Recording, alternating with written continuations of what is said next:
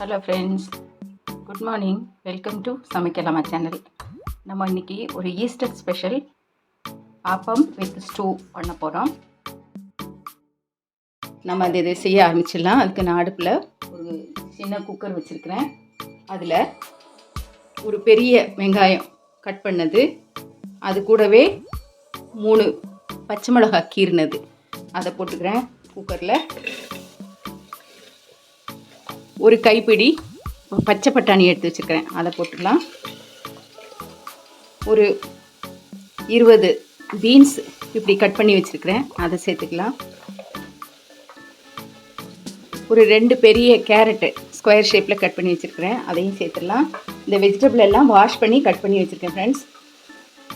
அப்புறம் 3 பெரிய உருளைக்கிழங்கு, அதையும் இப்படி ஸ்கொயர் ஷேப்பில் கட் பண்ணி வச்சுருக்கிறேன், அதையும் சேர்த்துடலாம். ஒரு பட்டை, 3 கிராம்பு, 2 ஏலக்காய், அது சேர்த்துடலாம். ஒரு கொத்து கருவேப்பிலை, அதையும் சேர்த்துருங்க. தேங்காய் பாலோட 2ஆம் பால், அது ஒரு 4 கப் இருக்குது, அதை எடுத்து வச்சுருக்கிறேன். இதில் பாதி நம்ம சேர்க்க போகிறோம். அதில் ஒரு 2 கப் அளவுக்கு சேர்த்துட்டு வெஜிடபிளுக்கு தேவையான அளவு உப்பு சேர்த்துக்கலாம். இப்போது குக்கரை மூடி மிதமான ஃப்ளேமில் ஒரு 2 விசில் வரட்டும் ஃப்ரெண்ட்ஸ், அப்புறம் பார்க்கலாம். இப்போ 2 விசில் வரட்டும் ஃப்ரெண்ட்ஸ், பார்க்கலாம். ஃப்ரெண்ட்ஸ், இப்போ நம்ம குக்கரை ஓப்பன் பண்ணி பார்த்தாச்சு. ஹாஃப் குக்கிங் எல்லா வெஜிடபிள்ஸும் ஹாஃப் குக் ஆகிடுச்சு. இதை நம்ம இப்போது ஒரு கடாயில் சேர்த்துக்கலாம். ஏன்னா இன்னும் இதோட ப்ரொசீஜர் இன்னும் இருக்குது, பாருங்கள். இப்போ கடாயை மீடியம் ஹீட்டில் வச்சுருக்கிறேன், பாருங்கள். இதிலேருந்து இப்போ ஒரு 4-5 பீஸ் பொட்டேட்டோவை எடுத்து வச்சுக்கிறேன். இதை நம்ம ஸ்மாஷ் பண்ணி அப்புறமா சேர்க்கணும். அது நம்ம ஸ்டூவுக்கு திக்னஸ் கொடுக்கறதுக்காக. மீதி இருக்கிற தேங்காய் பால் அதை இப்போ சேர்த்துக்கலாம். இன்னும் கொஞ்சம் கருவேப்பிலை போட்டுட்டு பெருஞ்சீரகம், அதை நான் பொடி பண்ணி வச்சுருக்கேன், பச்சையாக பொடி பண்ணி வச்சுருக்கேன் ஃப்ரெண்ட்ஸ், அதை சேர்த்துக்கோங்க. இது ஒரு நல்ல மனம் கொடுக்கும். நம்ம எந்த கரம் மசாலாவும் சேர்க்க போகிறதில்ல. சேர்த்துட்டு இது மீடியம் ஃப்ளேமில் இன்னும் கொஞ்சம் நல்லா வேகட்டும், தண்ணி எல்லாம் வற்றி வரட்டும், அது வரைக்கும் வேக விடுங்க. நான் அந்த பொட்டேட்டோ பீசஸ் தனியாக எடுத்தேன் இல்லையா ஃப்ரெண்ட்ஸ், அதை ஸ்மாஷ் பண்ணி வச்சுருக்கேன், அதையும் இது கூட சேர்த்துக்கலாம். இப்போது இதை மூடி வச்சு நல்லா வேக விடலாம். உப்பெல்லாம் பார்த்துக்கோங்க போதுமான்ட்டு. நான் கொஞ்சம் உப்பு சேர்த்துக்கிறேன், பத்தலை. இப்போ மூடி வச்சு இதை நல்லா வெந்து வற்றி வரட்டும், அது வரைக்கும் வேக விடுங்க.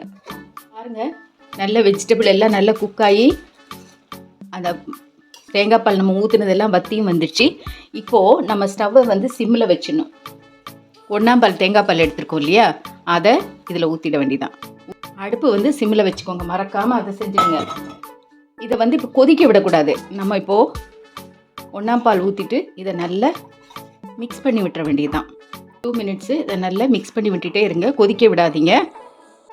தேங்காய் பால் ஊற்றிட்டு அதை கொதிக்க விடக்கூடாது, 1ஆம் பால் ஊற்றிட்டு அதனால் நல்லா மிக்ஸ் பண்ணி விட்டுட்டே இருங்க. இதுக்கு இடையில ஃப்ரெண்ட்ஸ், நான் 1 டேபிள் ஸ்பூன் தேங்காய் எண்ணெயில் கருவேப்பிலை மட்டும் தாளித்து, கடுகெல்லாம் தேவையில்லை, வெறும் கருவேப்பிலை மட்டும் தாளித்து இது மேலே ஊற்றிடுங்க.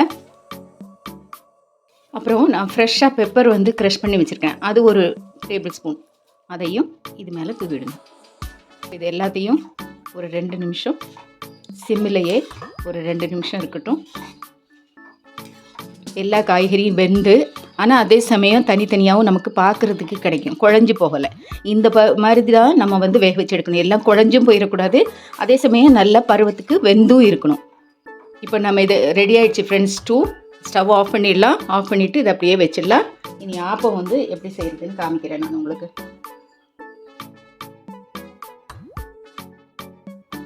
ஒரு கிளாஸு மாவு பச்சரிசி போட்டுக்கிறேன், 1 கிளாஸு இட்லி அரிசி போட்டுக்கிறேன், 1 டேபிள் ஸ்பூன் உளுந்து, ஒரு 1/2 டீஸ்பூன் வெந்தயம். இப்போ இதெல்லாம் வாஷ் பண்ணிவிட்டு நான் ஒரு 3 to 4 hours ஊற வைக்க போகிறேன். அப்புறம் நம்ம அதை அரைக்கணும். அதை நான் அப்புறம் ஊறினதுக்கப்புறம் உங்களுக்கு காமிக்கிறேன் எப்படி அரைக்கிறதுன்ட்டு. நம்ம அரிசி ஊற வச்சோம் இல்லையா, அது ஊறிடுச்சு. இப்போ அரைக்கிறதுக்கு ரெடியாக வரும். நான் காலையில் இந்த கிளாஸில் தான் 1 கிளாஸு இட்லி அரிசியும் 1 கிளாஸு மாவு பச்சரிசியும் போட்டேன். இப்போ இதே கிளாஸில் 1 கிளாஸு நம்ம சாதம் போட்டுக்கலாம். ஃபஸ்ட்டு இந்த சாதத்தை போட்டுட்டு நல்லா அரைச்சிடணும். ஃபஸ்ட்டு சாதத்தை போட்டு அரைச்சிக்கோங்க. ஏன்னா இது மாவு அரைக்கும் போது போட்டோம்னா திப்பி ஆகிடும். அதனால் முதல்ல அதை போட்டு அரைச்சிட்டு அப்புறமா அரிசி, துருவின தேங்காய் அதையும் சேர்த்து அரைக்கணும். பாருங்கள் ஃப்ரெண்ட்ஸ், அதே கிளாஸுக்கு 1 கிளாஸு துருவின தேங்காய் எடுத்து வச்சுருக்கேன். இப்போ இது எல்லாத்தையும் நம்ம நல்ல மிக்சியில் மையாக வெண்ணெய் மாதிரி அரைச்சி ஃபர்மெண்டாக வச்சிடணும். ஃபர்மெண்ட் ஆனதுக்கப்புறம் அரைச்சி அப்புறம் உங்களுக்கு காமிக்கிறேன். ஃப்ரெண்ட்ஸ், நம்ம நேற்று மாவு அரைச்சி வச்சோம் இல்லையா, அதை பார்த்துடலாம். பாருங்கள் ஃப்ரெண்ட்ஸ், ஆல்மோஸ்ட் 12 hours ஆயிடுச்சு. எப்படி நல்லா புளிச்சு உப்பி வந்திருக்குது பாருங்கள். இதை நல்லா இப்போது மிக்ஸ் பண்ணி கொடுத்துடலாம். நல்லா புளிச்ச வாடை வரணும் ஃப்ரெண்ட்ஸ், அப்போ தான் ஆப்பம் நல்லாயிருக்கும். இப்போ எனக்கு தேவையானது இந்த பாத்திரத்தில் எடுத்துக்கிறேன். எனக்கு தேவையான மாவு ஒரு பாத்திரத்தில் எடுத்துட்டேன் ஃப்ரெண்ட்ஸ். இப்போ இதில் நான் 1 டேபிள் ஸ்பூன் சுகர் சேர்த்துக்கிறேன். இது ஒரு லைட் ஸ்வீட் டேஸ்ட் கொடுக்கும். நம்ம ஆப்பம் சாப்பிடும்போது ஒரு நல்ல டேஸ்டியாக சாப்பிட்றதுக்கு கொஞ்சம் இதாக இருக்கும். தேங்காய் பால், ஒன்றாம் தேங்காய் பால் எடுத்து வச்சுருக்கிறது, அது நம்ம தேவைக்கு ஏற்ற மாதிரி சேர்த்துக்கலாம். இப்போ நல்லா சுகர் கரைகிற வரைக்கும் இதை நல்லா கரைச்சி விடுங்க. கரைச்சாச்சு ஃப்ரெண்ட்ஸ். ஆப்பம் ஊற்றும் போது உங்களுக்கு காமிக்கிறேன். ஃப்ரெண்ட்ஸ், இப்போ ஆப்பம் எப்படி ஊற்றுறதுன்னு பார்த்துடலாம். இதில் ஆயில் க்ரீஸ் பண்ணலாம். ஸ்டவ்வு மிதமான தீயில் வச்சுக்கோங்க, நல்லா தீஞ்சு போயிடும். இதில் நம்ம கரைச்சி வச்சுருக்கிற மாவு இருக்குது இல்லைங்களா, அதில் ஒரு 1.5 குழிக்கரண்டி ஊற்றிக்கோங்க. ஊற்றிட்டு இதை இப்படியே சுற்றி விடுங்க.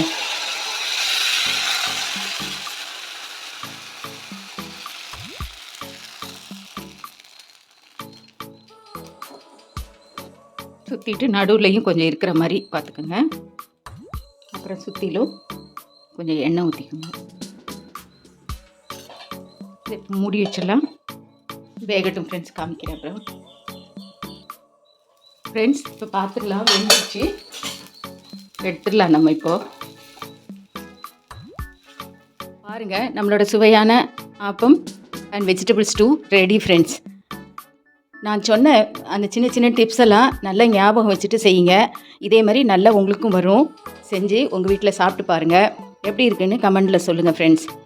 இந்த ரெசிபி உங்களுக்கு பிடிச்சிருந்ததுன்னா லைக் பண்ணுங்கள், கமெண்ட் பண்ணுங்கள், ஷேர் பண்ணுங்கள் அண்ட் சப்ஸ்கிரைப் பண்ண மறக்காதீங்க ஃப்ரெண்ட்ஸ்.